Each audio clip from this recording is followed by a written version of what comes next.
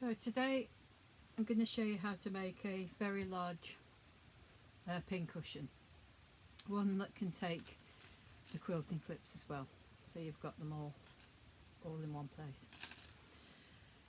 So for that you need an 8-inch circle, and we're going to be doing a technique called foundation paper piecing, and it gives you a chance to use up any scraps that you've got in your scrap bag. I keep all mine, all small little bits, look. And this is going to be either the top or the bottom of my pincushion. So with your circle, this is an 8-inch circle. I like an 8-inch circle because it fits on an A4 sheet of paper perfectly when you just cut off the bottom bit. So when you've drawn your circle and cut it out, fold it in half, and then in half again, and in half again. So it's got 8 segments to it. Okay, and on your machine, make sure you set your stitch length shorter than you would normally use it, and it just makes it easier to rip the paper off later because you're sewing through this. And then you're going to draw in your segments. Now generally when you're doing foundation paper piecing, it's printed with your marks on one side. I like mine on both sides. I don't know if it's just me, but I just find it easier to see the lines on both sides, even though there's creases on there. Right, so we'll start off with that. I'm going to use this for the band around the middle, which is like a jelly roll piece. This is 2.5 inches wide and 24 inches long. And I'm not quite sure what I'm going to do for the other piece yet. You can just have one solid plain circle as nobody will see it underneath, or you could go the whole hog and quilt the top with bits of scraps again, and then you can just flip it over and have it whatever you like, plains one side and patterned another perhaps, I don't know. But we'll start off with the top and see how it progresses. So with your circle, you get your first 2 pieces of fabric. Not quite sure how that's laid out, but I'll just do it as it comes. And you place your first piece over your first triangle, and I can see that triangle through the fabric. You can't, but I can. And I'm going to leave a little bit of an allowance here over the edge and over this middle. Doesn't really matter if it covers anything else because it'll all be trimmed up. Now that's an awkward shape, and you've got to imagine that this will be flipped over there. So make sure that you've got it faced the right way, not like that where it wouldn't work. So you lie that piece on there, like that. And then you can flip it over. You put pin in it as well if you prefer, which I think I will. I perhaps won't use one that long. Okay, so I've got both pieces, and if you offer it up to the light, you can see that the triangle, the portion there, is completely covered with both pieces of fabric, and it's overhanging both pencil marks of a segment. And if I flip that over, that should cover the next one. So all you've got to do now is stitch down this line, just this one line. Okay, I'll go and do that. Right, so there you go. First line stitched, pin out, and turn it over, and you can see the green segment will be covered, and so will the red segment. Okay, so now what you've got to do is fold the paper back, so you've got both pieces of fabric there and your piece of paper there, and take your template and do a 1/4 inch seam,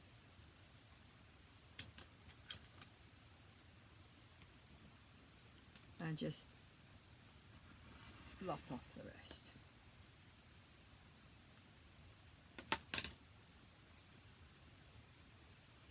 so it doesn't make it too bulky, and you can see where you are with that now. Okay, so then you finger press that piece out. You can go and press it if you want, the iron.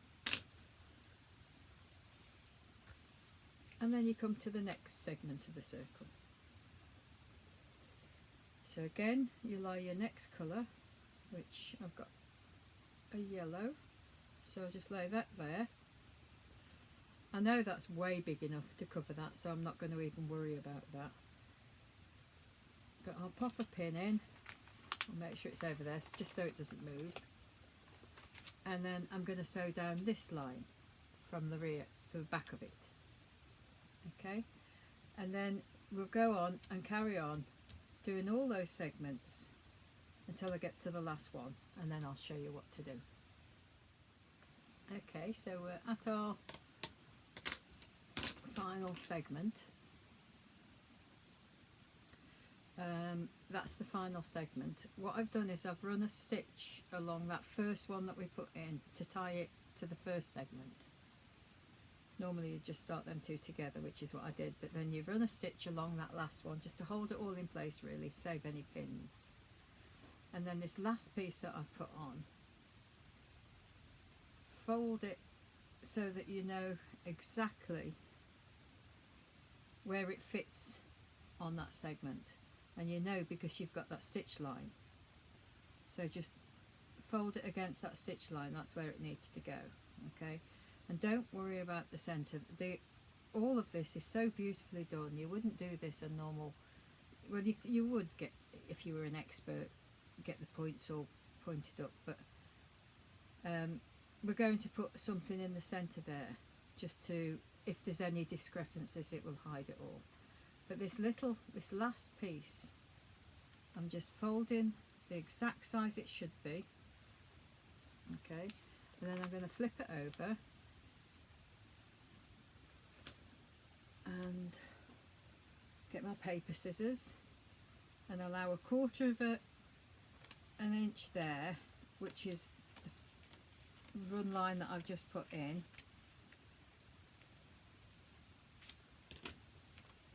Okay, so we've opened up that circle and we've got the crease line here and we've got a line here, and I'm just going to pull these together and sew a line through that, stitch that centre line again, but with both fabrics this time, and it'll be a perfectly placed with 1/4 of an inch seam on the pink and on the green, and when you open it all out it'll be lovely. So I'll go ahead and do that. Okay, so that's all joined now. So we'll flip it over and we're just going to cut all the way around now and cut off all the excess from the circle.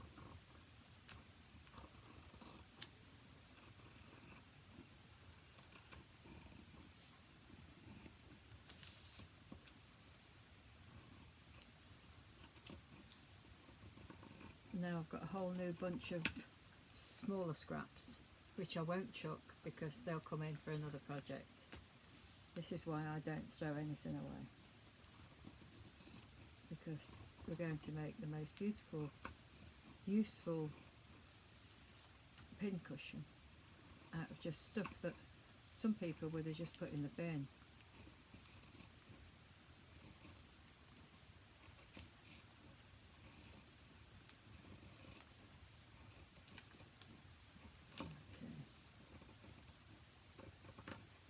Too exact at this stage anyway. Okay, so now we're going to put something in the middle. Now with that you can either have a piece of cotton in a circle and just use Wonderweb, Bondaweb and applique it on, or you can do, I've done the bottom of it, I just thought I'd show you. Bottom or top, it's the other side of my pin cushion, or you can do what I've done here, and I've put a piece of felt on there, and that's where all my needles are going to go. So I'm going to have a plain pretty and a pattern pretty, so one either side. so I can just flip it over as and when I want. So I've took the paper off this back, and I'll take the paper off this one now before I put that centre thing on. So it's just a matter of very carefully just bending it over and it coming off. Look, it's almost like it's been perforated because it's a nice small stitch. Try not to tug it too hard, you don't want to pull out your stitches or anything, but just gently tease it. Just help by folding it backwards and forwards. And then put it away.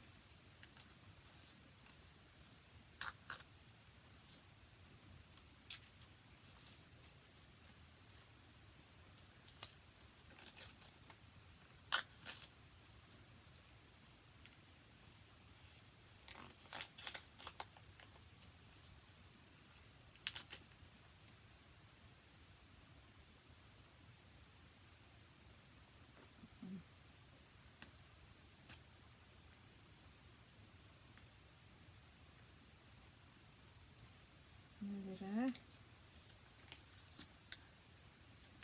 So I'm going to go and press this. I wouldn't use fabric that's too stretchy or too thin. If you use really thin stuff, you'll have to interface it.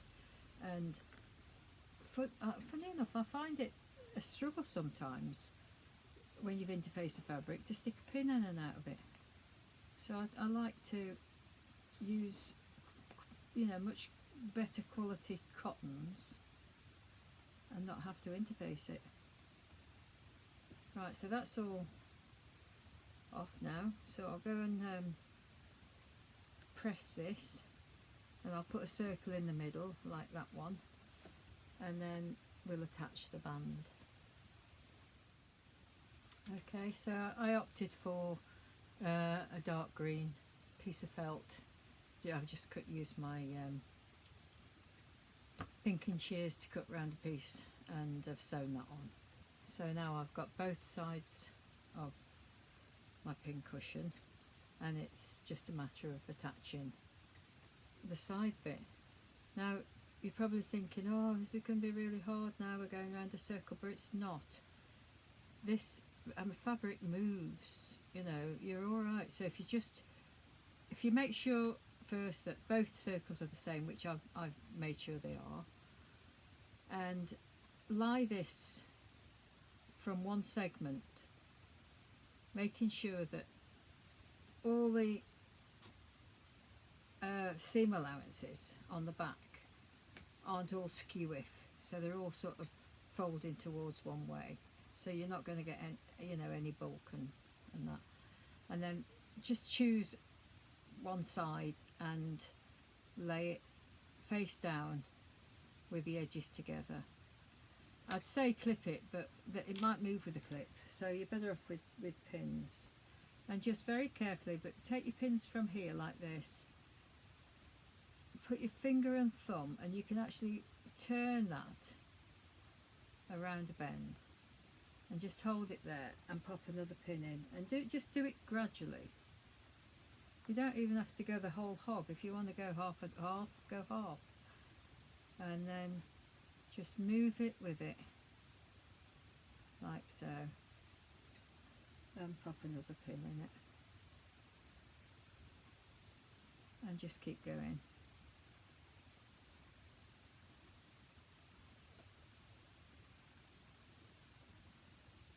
See, it just naturally goes around the bend and follows that curve.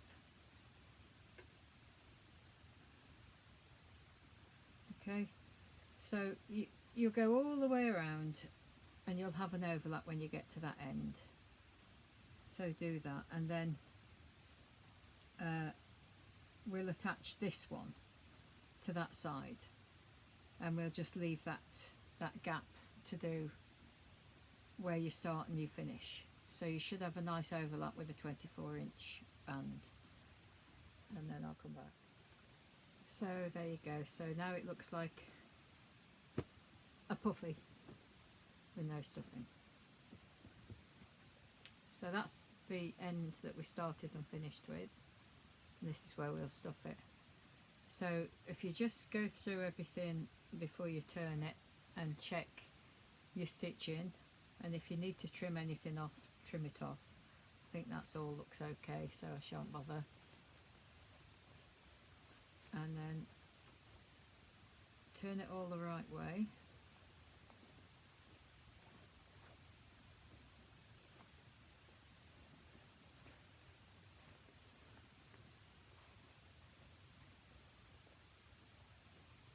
And then you're going to stuff it.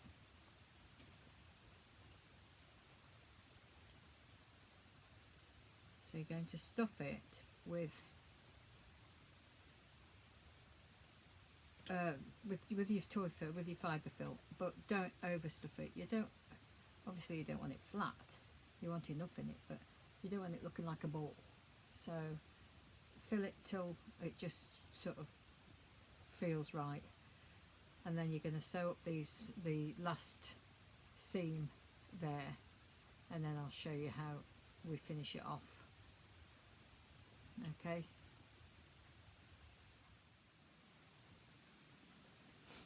Right, so that's it.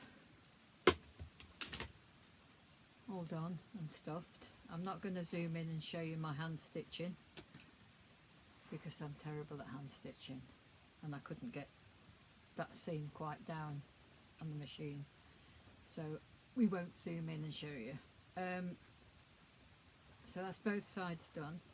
Now what you've got to do, this is why it was important as well not to overstuff, is pinch about 1/4 inch all the way around.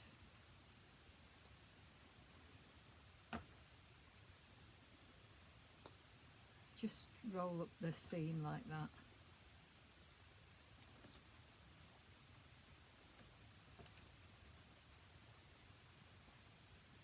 And you might have to put your zipper foot on, or just do what I'm going to do, which is to move the needle, adjust the needle so it's going across one side.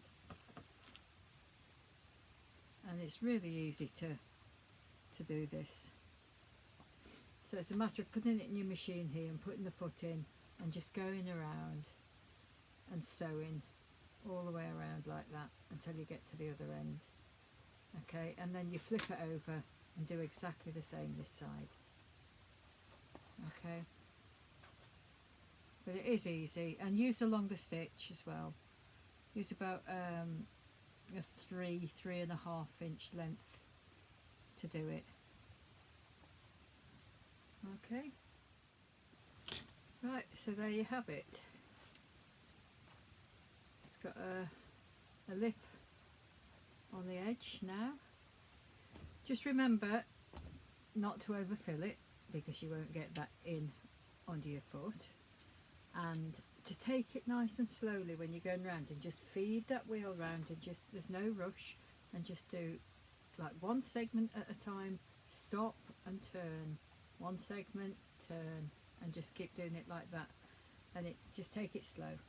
Now it's just a matter of, you can put your peg on these now all the way around, your quilting clips like so, and your pins, and perhaps your needles in the middle. How about that? Oh, you could colour coordinate them, look. So that's it, the big pin cushion. Hope you enjoy making it. Don't forget to subscribe to Deany Fabrics channel and give me a thumbs up if you like it. And I'll do another one soon. Bye for now.